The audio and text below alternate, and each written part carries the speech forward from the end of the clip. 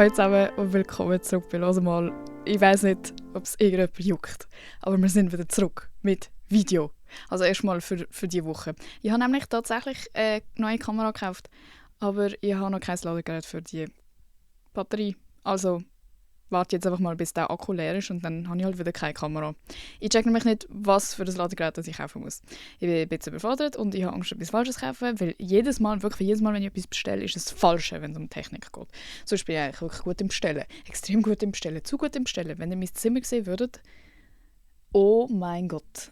Ich kann euch mal zählen. 1, 2, 3, 4, 5, 6 Päckchen, die da rumliegen.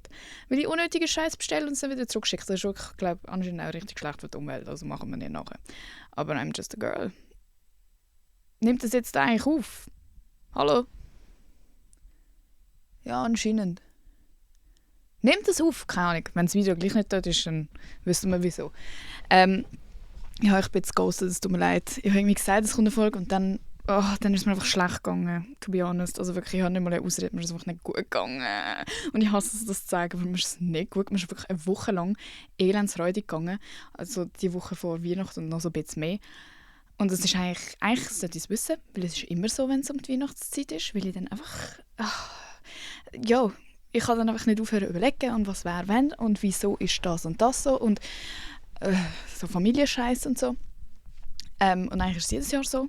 Aber dieses Jahr hat es mich wirklich mehr genommen, weil ich auch einfach irgendwie traurig war, weil ich die Coco vermisst habe. Und es war so die erste Weihnacht ohne Coco und so. Und es ist wirklich, man vergisst es irgendwie, was für ein grosser Teil des Lebens so ein Haustier ist. Sie sind ja wirklich überall dabei. Weihnachten, sie ist wirklich mit uns. In Dänemark tust du halt an Weihnachten um den Baum tanzen. Und sie ist wirklich jedes Jahr mit uns um den Baum herumgetanzt. Also ist einfach mitgelaufen.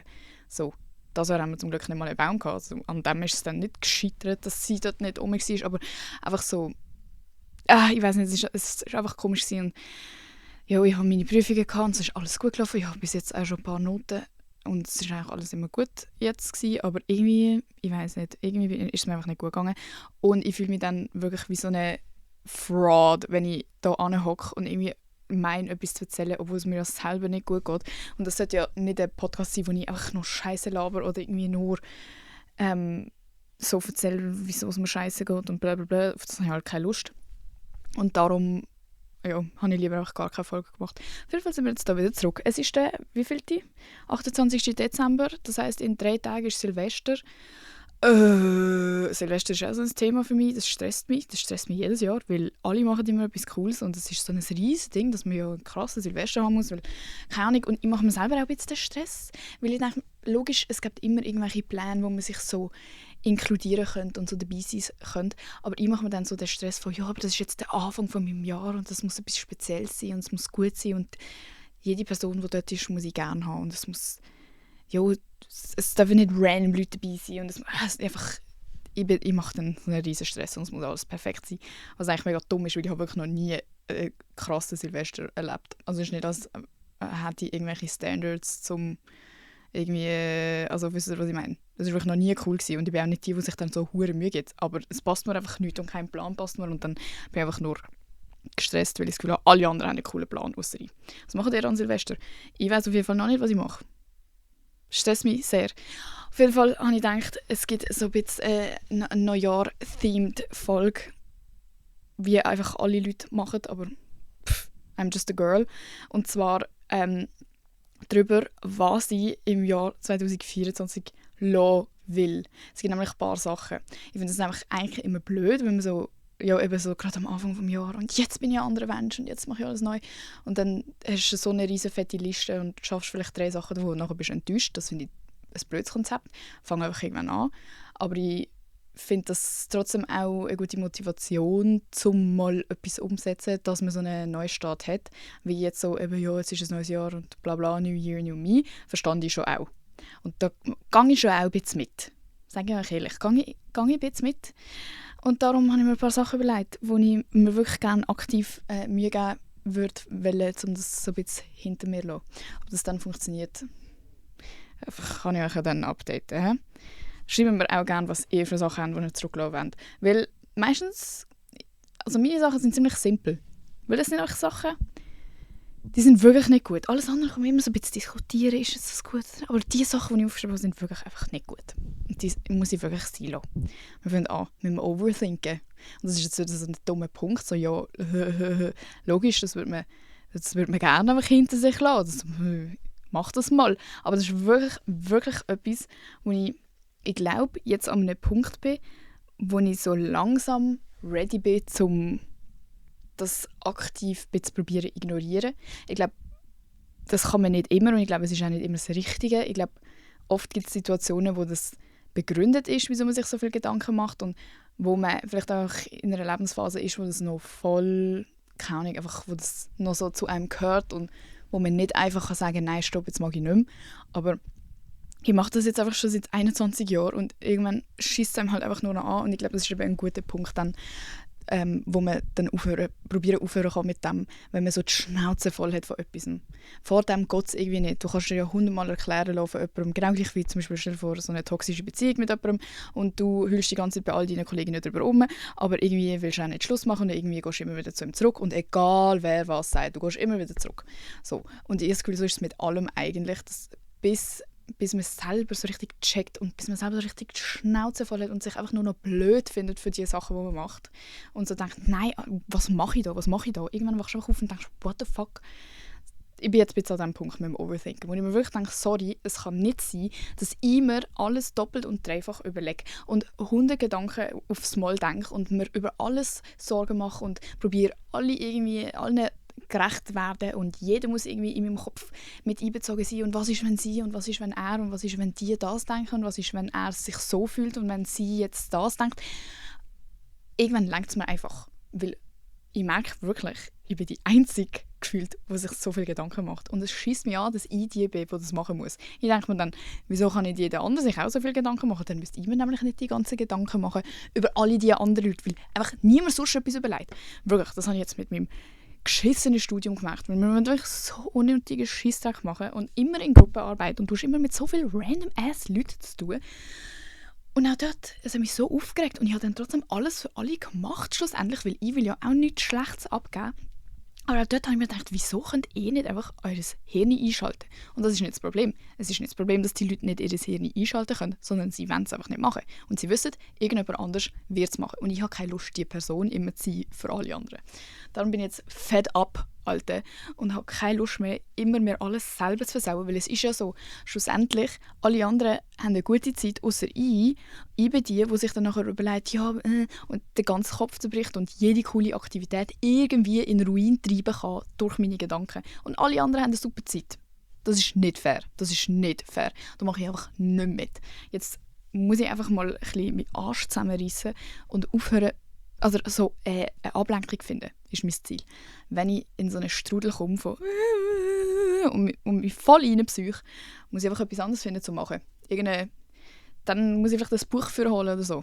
Ich weiß es noch nicht, wie ich das machen werde, aber ich habe die Schnauze voll. Das ist mein Fazit. Das lohne ich einfach im Jahr 2024. Wie wir mich kennen, wird es nicht ganz so funktionieren, aber ich finde, es ist ein guter Ansatz, dass ich es einfach mal probiere. Okay? Und auch einfach mal mach. Einfach mal etwas machen, anstatt mir 100 Millionen Mal im Voraus überlegen, ob das jetzt gut ist oder schlecht ist und was Konsequenzen sind. Weil am Schluss mache ich im Fall einfach nichts. Das ist eben das Problem. Ich überlege so lange, bis ich wie gelähmt einfach bin und merke, ich kann gar nichts machen. Und dann habe ich gar nichts gemacht, anstatt wenigstens etwas falsch machen oder etwas gut machen, einfach nichts. Das ist noch schlimmer als etwas falsch machen eigentlich. Du bist einfach so ein Fisch in der Welt. Das läuft nicht, das mache ich nicht mit. Ja, weil das ist mir aufgefallen. Ich denke mir so viele Sachen nur zum nachher nichts machen. So, es ist low-key ein bisschen peinlich. So, für was machst du dir die ganzen Gedanken? Du hockst am Schluss einfach nur in deinem Zimmer rum und verrottest, weil du Angst hast, irgendetwas falsch zu machen. Wow, Queen. So. Dann, das nächste, kennen wir auch alle, Doomscrolling. Wenn ihr nicht wisst, was das ist, ich weiß eigentlich auch nicht, was die Definition von dem ist. Lustigerweise. Aber ich glaube, das ist einfach, wenn man so lang, also einfach nur so unnötig lang rumscrollt, bis man, also du bist dann halt doomed. Alter, warte mal, ich muss jetzt mal kurz Doomscrolling. Der Begriff Doomscrolling beschreibt dieses endlose Scannen negativer Nachrichten. Ah, okay, ist es nur auf negative bezogen? Okay. Ja. Exzessives Konsumieren negativer Nachrichten im Internet. Ja, das passt eigentlich noch besser, Leute. Weil, oh, jetzt ist mir das Handy abgehakt. Ich denke, Doomscrollen ist einfach, dass man hure endlos scrollt, aber nein, man scrollt anscheinend durch schlechte Sachen. Das passiert mir nämlich oft, dass ich eigentlich gut gelaunt werde, dann gehe ich auf TikTok, dann hat TikTok irgendwie plötzlich das Gefühl, es muss mir ein schlechtes Gefühl geben und zeigt mir nur schlimme Videos an, wie du wirst betrogen, alle deine Kolleginnen sind fake, alle Menschen auf der Welt hassen dich und so findest du es raus und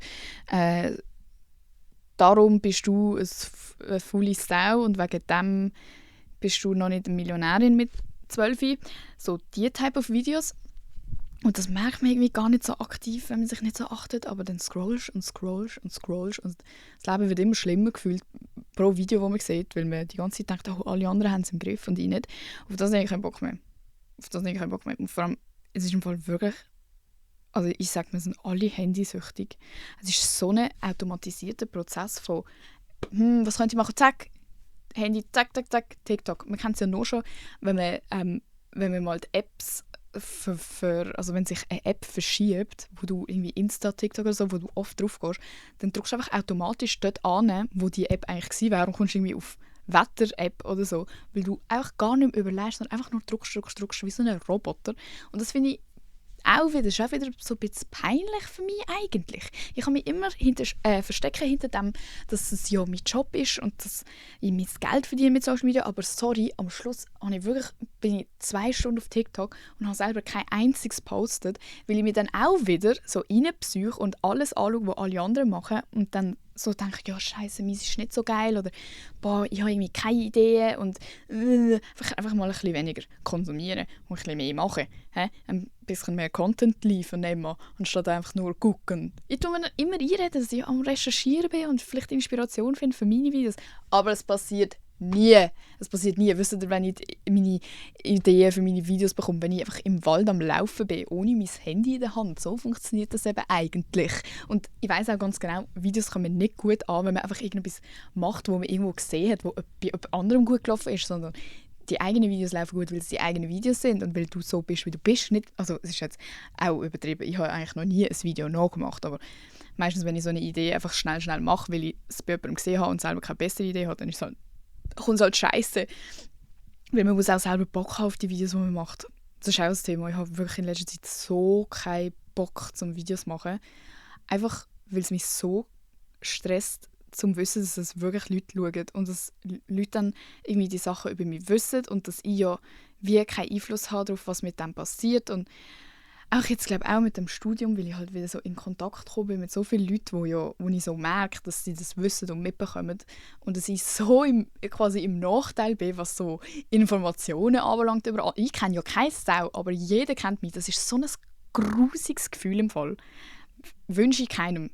Das ist auch nicht vergleichbar mit irgendetwas wirklich Schlimmem, aber es ist irgendwie einfach unangenehm. Und ja, so, jedes Mal, wenn ich etwas postet, habe ich gedacht, Scheiße, aber das können jetzt die Leute sehen und das können jetzt die sehen und das können jetzt die sehen. Das ist so unangenehm und sie haben richtig die ganze Kreativität und so Motivation rausgesucht. Ich muss jetzt auch mal ein bisschen auf das klarkommen.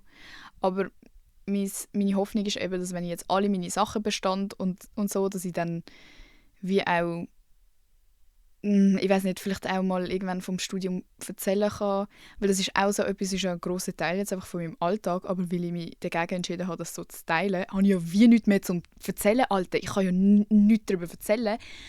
Und ja, auf jeden Fall will ich aufhören scrollen wie eine Robotersau. Das ist mein Punkt. So oft wirklich, Leute, wisst ihr, was ich alles machen in dieser Zeit? Meine Bildschirmzeit ist horrend. Das könnt ihr euch nicht vorstellen. Ich check gar nicht, wie das möglich ist, dass ich so viel am Tag am Handy sein kann. Ich habe das Gefühl, ich mache sonst eigentlich schon auch viel, aber ich mache halt immer gleichzeitig. Ich kann wie bei allem, was ich mache, gleichzeitig noch am Handy sein. Das ist krank. Ich muss ein bisschen aufhören mit dem. Aber ich finde es halt auch sehr... Ich brauche das eben immer als so Belohnung. So, ja, jetzt hast du es verdient, 2 Stunden auf TikTok hocken. What the fuck? In welcher Welt ist das eine Belohnung? Mein Hirn fryen. Ich bin wirklich ein iPad-Kid. Ich kann auch nicht mehr einschlafen, ohne etwas zu schauen auf meinem iPad. Gebt euch das mal. Aber ich glaube, es geht vielen so. Darum, es ist ja auch es ist auch verständlich. Und wir können, so blöd wie es tönt, wir können auch nicht sonderlich viel dafür im Sinne von, du kommst fast nicht drum um. Es gibt Leute, die haben keine Social Media und keine Ahnung was, aber das sind dann auch sehr spezielle Leute. Und wenn man nicht so sehr speziell ist und irgendwie gleich auch dazugehören will und es cool findet und lustig findet, auch mitreden können und so, dann musst du auf Social Media chillen. Und es ist auch, also ich meine, es gibt Leute, die verdienen Billionen mit dem Ganzen, probieren uns so lange wie möglich dran zu behalten. Also ich meine, das ist ja nicht einfach random und es ist ja logisch, dass das funktioniert, weil es eine ganze Industrie ist. So, ich glaube, es ist fair, dass man sich nicht so im Griff hat, aber ich glaube, es ist nicht fair, dass wir alle einfach so mit dem mitgehen und so wenig hinterfragen. Also ich das Gefühl, es ist einfach für uns alle normal, dass wir alle so viel am Handy sind und so viel einfach eben dumm scrollen zum Beispiel. Und nachher bist du wirklich schlechter gelaunt. Oder wie oft habt ihr schon plötzlich das Gefühl gehabt, eure Beziehung, zum Beispiel wenn man einen Freund hat, eure Beziehung ist scheiße, weil ihr ein Video gesehen habt, was ein anderer Freund für seine Freundin gemacht hat. Oder weil ihr gesehen habt, wie sie über ihren Freund redet. Oder wie ein Freund irgendwie ein Video über seine Freundin macht und so. Und ich sage es euch, ich kenne ja die ganze Welt. Und wirklich so viel von dem ist einfach fake. Die Videos sind fake. Habt ihr das Gefühl, irgendeine Beziehung kann so sein, dass man nur Videos darüber machen kann, wie toll man ist, was man füreinander macht. Die Beziehungen gehen meistens auseinander, wenn sie auf Social Media so preisgeben, weil das nur noch für Likes und Aufmerksamkeit gemacht wird und eigentlich gar nicht mehr die Verbindung bestehen kann. Also es ist wirklich krass, wie viel das auch dann ausmacht. Und wie viel auch wirklich fake ist. Was ich wünschte, ich könnte einfach mal alles exposen, wo alles fake ist, alles, was ihr seht. So oft, auch meine Mutter zeigt mir irgendwelche Videos, Reels oder so, und sagt, oh mein Gott, schau wie lustig, schau, was der Hund kann. Das ist so, Mutti, das Video ist fake, Mann, das ist fake, was ist das Gefühl? Und sie, was? Ja, oder auch, schau mal das Make-up an, was das kann. Das ist fake, es ist ein Cut dazwischen. Was? So viel, oder auch wenn Leute ihre Kinder filmen und die Kinder sagen etwas mega Lustiges, Gescheites und es ist so ein gefühlt 2 Monate altes Kind. So logisch haben sie dem Kind vorher gesagt, was es sagen soll. Aber wir alle lacken so die Critical Thinking Skills, weil wir einfach alles glauben, was wir sehen. Haben das Gefühl, wenn ich auf TikTok irgendetwas Neues lerne, nochmal kurz googeln, ob das wirklich stimmt. Sicher nicht. Ich laufe dann zu der nächsten Person und sage, ja, hast du gewusst? Und nachher fragt sie, wo weißt du das? Weiss nicht, hast du irgendwo gelesen? TikTok, wisst ihr, wie viele Fehlinformationen gespreadet werden wegen so Scheiß. Wirklich, es ist krank. Aber eben, wir machen es alle. Aber ich glaube, es ist einfach gut, wenn man es ein bisschen hinterfragt und immer wieder mal probiert, ein bisschen zu bremsen, auch wenn es schwierig ist. Und gerade bei mir, ich muss ja wirklich Social Media haben. Ich kann es nicht einfach löschen. Also ich könnte schon, aber dann würde ich einfach kein Geld mehr verdienen und würde mich ewig schlecht fühlen, weil ich eine ganze Community links liegen lassen habe. Aber so, sonst, ja. Mein nächster Punkt, dass ich nicht lese, das muss ich ändern. Das Jahr habe ich mir eigentlich vorgenommen, richtig viel zu lesen. Ich habe so viele Bücher und es sind alles gute Bücher. Also ich glaube, ich mache das richtig oft. Ich schaue richtig oft in mein Bücherregal da und stelle mir so vor, dass es mega crazy ist, dass da einfach gerade so, keine Ahnung, 100 Geschichten zum Eintauchen so vor mir sind und jedes ist so eine einzelne Einheit und ich könnte einfach in dem Moment so eintauchen in irgendeine random-ass-Welt und jede von diesen Welten ist anders so vor mir und ich finde das immer so eine auch krasse Gedanke, dass ich so, ich könnte jetzt eigentlich einfach, wenn ich wollte, in eine komplett andere Welt eintauchen. Aber ich mache es dann halt einfach nicht, ich schaue einfach mein Bücherregal an und dann schlafen. Und das will ich wirklich ändern, weil ich finde, Lesen, kann ich sagen, Lesen ist underrated? Ich glaube nicht. Ich glaube, Lesen ist wirklich eigentlich rated, so gut geradet.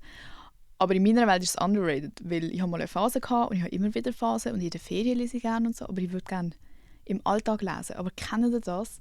Wenn man so etwas macht, ich schaue die ganze Zeit mein Bücherregal an, wenn man es macht im Alltag und man hat eigentlich andere Sachen zu tun, dann fühlt man sich schlecht. Dann ist man so scheiße und dann kann man sich gar nicht so auf die Geschichte konzentrieren und in die Welt eintauchen. Und das finde ich eben schön am Lesen, dass du wirklich so verschwindest und so invested bist. Und es geht auch niemand anders etwas an. Es ist nicht, dass du dann mit 100 Leuten darüber reden, hey, jetzt habe ich das gelesen und jetzt ist gerade das passiert und jetzt ist, sondern es ist auch etwas für dich selber. Außer man liest halt gleichzeitig ein Buch oder so. Das ist auch cool, ab und zu. Aber das ist einfach für dich selber und du bist so invested und du findest es toll und ich finde, man lernt auch viel so emotional, auch wenn es halt alles fiktiv ist, aber ich meine, das ist ja gleich basierend auf Human Interactions zum Beispiel. Aber ich habe dann immer so das Gefühl, Scheiße, ich sollte eigentlich gerade das und das machen. Und beim Scrollen kommt mir das Gefühl eben gar nicht, weil ich so abgelenkt bin, dass ich wie, oder man denkt auch, weißt, die Zeit vergeht so schnell mit dem Scrollen, dass ich nicht das Gefühl habe, boah, Alter, jetzt habe ich schon wieder 2 Stunden am Handy gechillt, obwohl ich hätte meine Arbeit schreiben sollen. Das fällt mir gar nicht auf und dann bin ich einfach, oh, okay, jetzt lege ich das Handy mal wieder weg und mache weiter. Aber beim Lesen nimmst du so bewusst Zeit und darum habe ich immer wirklich so, Scheiße, ich kann jetzt nicht einfach lesen. Oder auch gerade im Studium, wenn man eigentlich andere Texte zum Lesen hat, dann denke ich mir, ja, aber eigentlich müssen ich das andere lesen, jetzt lese ich sicher nicht einfach irgendetwas Randoms. Das finde ich richtig wack. Das muss ich ändern. Ich muss mir bewusst Zeit nehmen zum Lesen und das auch wieder für mich so ein bisschen haben, weil es tut mir gut und eben, das ist auch so etwas, was mich ablenkt von meinen eigenen crazy Gedanken in meinem Kopf, weil es geht dann einfach um jemand anderes. Und klar, man macht sich auch Gedanken über die Geschichte und so, aber irgendwie ist es einfach anders. Auch wenn ein Thema von einer Geschichte vielleicht mit dem eigenen Leben zu tun hat oder man relaten kann, dass es vielleicht zum Teil auch traurig ist, ist irgendwie gleich etwas anderes. Ich weiss nicht, mir zieht es dann nicht so ab, wenn ich jetzt über etwas lese, wo vielleicht wo mich traurig macht, weil es erinnert mich an meine traurigen Situationen, sondern ich bin dann so, wow, she gets it. Weißt du, was ich meine? Darum. Also eigentlich ist es nicht, also ich lasse im 2024, dass ich nicht lese und nehme in 2025 mit, dass ich lese. Das ist ein bisschen nicht passend ins Format, aber ist ja gleich. Dann lasse ich noch im 2024 Selbstmitleid. Weil, Alter, jetzt schickt mir DHL, es tut uns leid, ihre Stüssi-Bestellung konnte nicht. Jo, weißt du was, das war eigentlich mein Weihnachtsgeschenk für jemanden. Jetzt kommt es auch nicht mehr drauf an. Egal, Selbstmitleid. Ja, ich mal eine ganze Folge über das machen und dann, weiss nicht, habe ich wirklich nicht genug, um darüber zu sagen. Aber so, dass immer so, ja, aber wieso ich? Und wieso genau ich? Und wieso muss mir das passieren? Und alle anderen haben es besser und es ist jetzt halt einfach so. Und es geht wirklich genug andere Menschen haben auch schwierige Situationen und man weiß es nie, was bei allen anderen läuft. Darum habe ich auch, weil es zieht mich wie nur ab. Und ich habe das halt oft, also ich sage nicht, dass ich mega im Selbstmitleid versinke, aber manchmal merke ich es schon, dass ich mich so catch wenn ich sowieso traurig bin und dann denke ich, ja, und das ist mir noch passiert und das ist mir noch passiert und alle sind einfach so zu mir und ich bin die Einzige, die gute Intentionen hat und ich bin die Einzige, eben wie das vorher, ich bin die Einzige, die sich so viele Gedanken macht und alle anderen juckt es nicht und nur mich juckt es und wieso ist das so und wieso bin ich so und das ist ja alles, also erstens Selbstmitleid und zweitens tue ich mich selber einfach nur abmachen mit dem, weil ich alle anderen extrem von mir irgendwie abhebe. Als wären alle anderen entweder etwas Besseres oder irgendwie etwas, die haben es einfacher und ich bin einfach das arme kleine Ding in der Mitte, wo ja nicht gerettet werden kann oder wo es ja nicht besser gehen kann oder wo nicht aus dem rauskommt. So das, jetzt giving die Vibes. Und das ist nicht etwas, was man sich selber die ganze Zeit vermitteln sollte, sondern man sollte ja sich selber irgendwie vermitteln, du schaffst das und du, keine Ahnung, Alter, ihr redet mir dann nämlich so, ja, du bekommst diese Sachen im Leben, weil du bist stark genug, um es irgendwie zu schaffen und andere Leute vielleicht nicht oder so. Was ich auch wack finde, weil so, okay, POV, deine Mami stirbt, so, das sollte ja niemandem einfach nur passieren, nur weil, ja, du bist halt stark genug, um es zu handeln und der andere hat es vielleicht nicht geschafft, darum hat es dich getroffen. Nein, funktioniert halt auch nur zu einem gewissen Ausmaß, die Denkweise. Aber ich finde, es hilft schon ab und zu, um so jetzt denken, ja, es kommt schon gut. Und so zurückdenken, du hast ja alles immer überlebt. Aber mein Problem ist, dass ich mir oft denke, ich überlebe es eben nur und verarbeite es gar nicht. Und bin wirklich so, also alles, was passiert, was irgendwie negativ ist, ziehe ich so mit mir mit. Und egal, wie viel ich darüber rede und egal, wie viel ich eigentlich, oder wie gut ich rational darüber Bescheid weiss, dass es ja vorbei ist und dass ich etwas daraus gelernt habe und dass die Menschen selber die schuld sind, wenn sie so zu mir sind und dass es nichts über mich aussagt, bla bla, ich weiss ja die Sachen. Aber ich ziehe das immer trotzdem unendlich lang mit mir mit und habe wirklich dann aufrichtig das Gefühl, es ist wegen mir. Also ich suche immer das Problem dann an mir. Man hätte mir das antun können. Das heisst, ich bin das Problem. Weil wieso würde man mir das sonst antun? So. Und das ist so ein schlimmer Gedanke. Und das ist sicher auch etwas, was man mit jemandem Professionellem besprechen könnte. Aber ich glaube auch, so fühlen sich ganz viele von uns. Und ich habe keine Lust auf das. So immer das, ja, aber ich bin ja so ein Arms. Ist es ja basically. Sagt man natürlich nie so, sondern ja, aber weisst, egal was ich mache und egal wie ich probiere. Oft liegt das Problem wirklich auch einfach an mir selber, dass ich gewisse Verhaltensweisen akzeptiere und toleriere und Leute mich so behandeln lassen habe in der Vergangenheit. Und vielleicht das dann auch nicht ändern, obwohl Sachen passieren. Obwohl ich eigentlich merke, Scheiße, wenn ich es nochmal so mache, dann passiert es nochmal genau gleich. Sachen passieren unendlich lang, bis man sich mal auch ändert und das nicht mehr zulässt. Dann passieren dir so Sachen plötzlich nicht mehr. Also Sachen, wo ihr wisst, was ich meine. Du kannst nicht alles kontrollieren, aber so zwischenmenschliche Geschichten, die jetzt nicht mega, mega tragisch sind, aber einem gleich verletzen und prägen, dass man auch einfach mal sich selber wirklich an die Nase nimmt und denkt, Scheiße, jetzt muss ich wirklich etwas ändern. Wie viele von uns tun wirklich etwas ändern? Ich nicht. Ich rede einfach drüber. Aber tief im Inneren, wenn es dann darauf ankommt, bin ich immer noch die gleiche wie vor 7 Jahren. Wenn jetzt jemand kommt von vor 7 Jahren und sagt, Emma, ich brauche dich, ich würde rennen, obwohl ich wahrscheinlich die letzten 7 Jahre gesagt habe, Alter, wenn die ein Problem hat, kann sie mir am anschlagen, die kann nie mehr zu mir kommen. Die ist gestorben für mich. Alter, nie im Leben, wahrscheinlich. Also, auch weil ich wirklich so schlecht bin, in mich ändern und so Grenzen ziehen und das wirklich ernst meinen. Und ich glaube, man kennt das alle, man redet sich so ein bisschen, ja, ich bin jetzt ein anderer Mensch und so, aber eigentlich im Kern, wenn man nicht mega, mega, mega viel aufwendet, ist es so schwer, sich zu ändern. Und darum passieren eben auch immer wieder die gleichen Sachen und es ist ja fair. Darum hörst du auch deiner Kollegin zum 100. Mal zu, bei etwas, wo du von außen denkst, Alter, das wäre so einfach für dich zum Ändern. Du kannst einfach jetzt Stopp sagen und es wird nicht passieren, aber bis man das mal selber checkt, als betroffene Person, geht es halt einfach so lang. Und das ist meine Aufgabe für das nächste Jahr, dass ich wirklich so Sachen einfach mal in die Hand nehme. Ich habe das Gefühl, ich nehme so eine passive Rolle ein, einfach im Leben, im Moment. Und ich würde gerne mehr aktiv. Ich glaube, ist die ganze Pointe von all meinen Punkten, kann man eigentlich alles unter das setzen, dass ich einfach gerne ein bisschen aktiver wäre. Ich finde, das ist so ein gruseliges Gefühl, so passiv sein, so eine NPC. Ich bin einfach etwas. Einfach etwas. Ich muss mein Main Character sein, Leute. Das ist so cringe zu sagen, aber wirklich, Leute, ich muss der Main Character werden. In meinem Leben, es juckt mich nicht, ob ich der Main Character für irgendjemand anderes bin, das juckt mich nicht. Aber so für mich, weil für mich sind meistens alle anderen Main Characters, das habe ich keinen Bock mehr. Das ist auch der nächste Punkt, da steht immer auf alle anderen schauen. Das ist ziemlich selbsterklärend, glaube ich. Wirklich nicht mehr die ganze Zeit. Passt das jetzt für die anderen? Und vor allem ist mein Problem nicht mehr so fest, dass das People-Pleasing, dass ich mir so denke, ja, aber was ist, wenn es denen nicht gefällt? Schon auch ein bisschen, aber es geht mehr darum, dass ich gerne gefallen will. Also, ich würde gerne den ganzen Tag etwas machen, wo niemand abfuckt, wo niemand von mir denken könnte, ich bin nervig oder ich bin laut oder ich bin zu viel, oder weil ich einfach oft das Gefühl bekommen habe, dass ich zu viel bin. Und das Gefühl wirklich schrecklich ist, dass ich wirklich das Gefühl habe, ich mache einfach alles, damit ich das nicht nochmal fühlen muss. Weil logisch, es hat keinen Bock drauf, sich so zu fühlen. Aber ich habe keinen Bock darauf, mich zu fühlen, als würde ich mein Leben leben für alle anderen außer mir selber.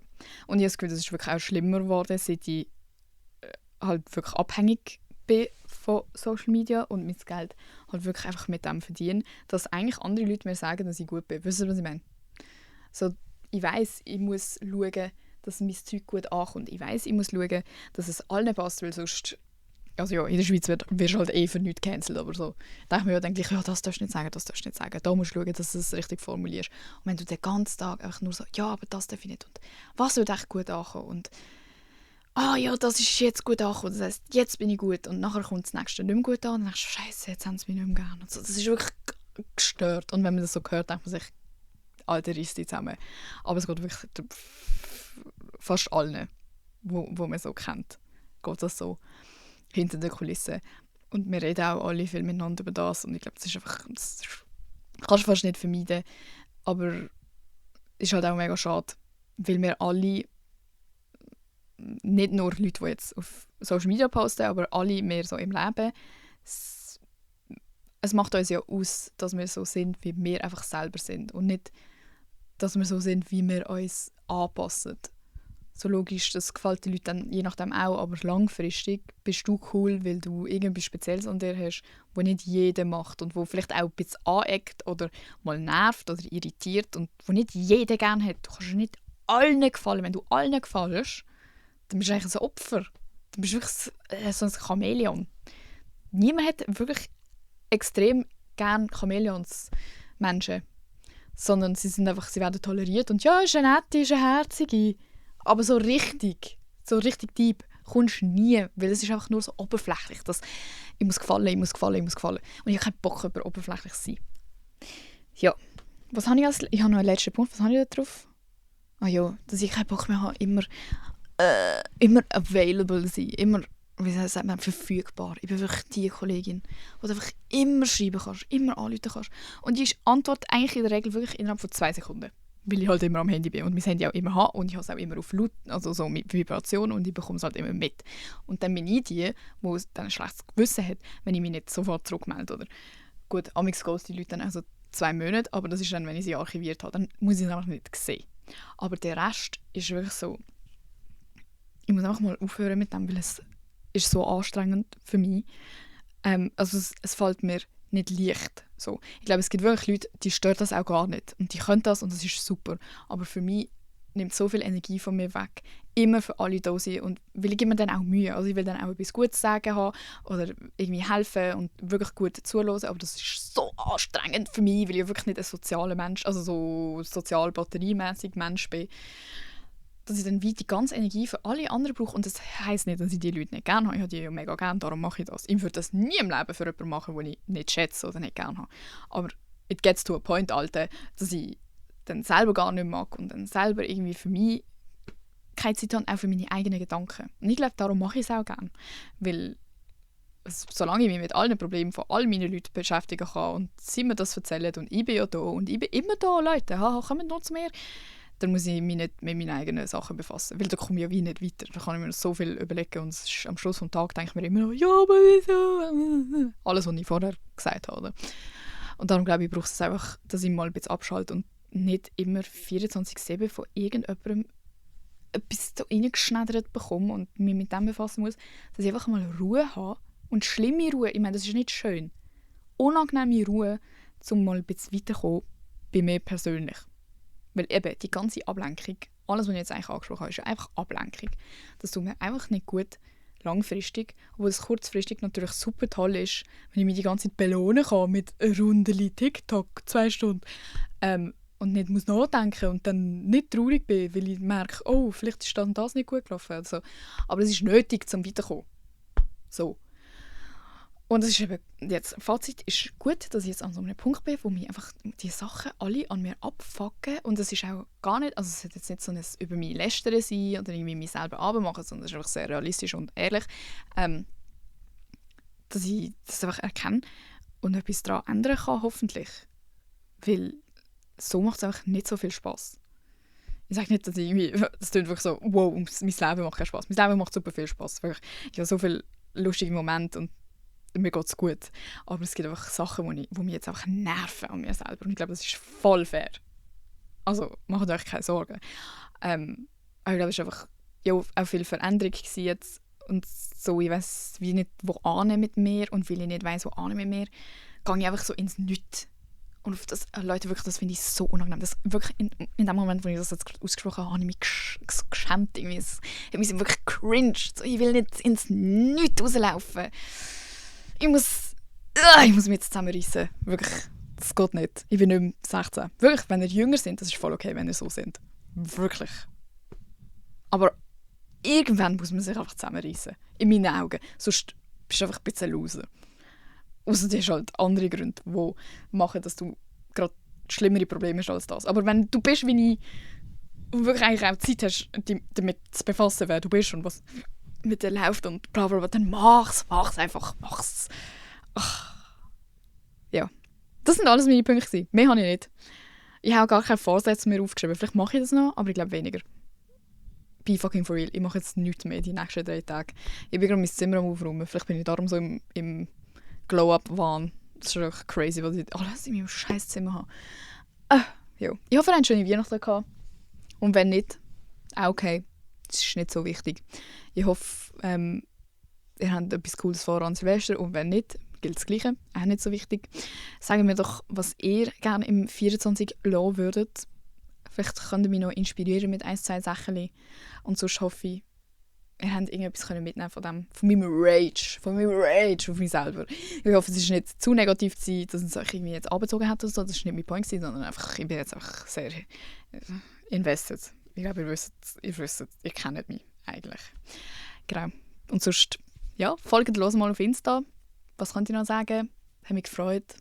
Hoffentlich kommt nächste Woche wieder etwas, aber wenn ich nichts zu erzählen habe, kommt einfach nichts. Sorry. Ja.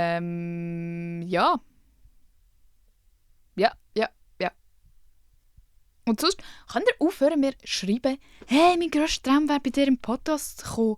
Was habt ihr das Gefühl? Was es euch erfüllen würde im Leben? Wieso? Macht doch euren eigenen Podcast. Macht den Podcast. Ihr braucht nicht mich als Medium, um das auszuleben eigentlich. Und wenn ihr mir das schreibt, hallo, wenn ihr mir das, wir haben wirklich jetzt heute haben irgendwie so 4 Leute geschrieben, so, oh mein Gott, mein Traum wäre, einmal bei «Hören mal» dabei zu sein. Das klingt jetzt mega gemein von mir, aber wieso schreibt ihr denn nicht dazu, wieso? Also was habt ihr zu erzählen? Sagt mir doch, wieso ihr würdet wollen, also einfach so mit mir schnorren, oder was? Habt ihr etwas zu bieten? Hä? Hast du was zu erzählen, etwas, wo man daraus lernen kann? Dann schreib mir eine Bewerbungsmail und wir schauen weiter. Ciao zusammen. 36 Minuten haben wir aufgenommen, crazy. Japper.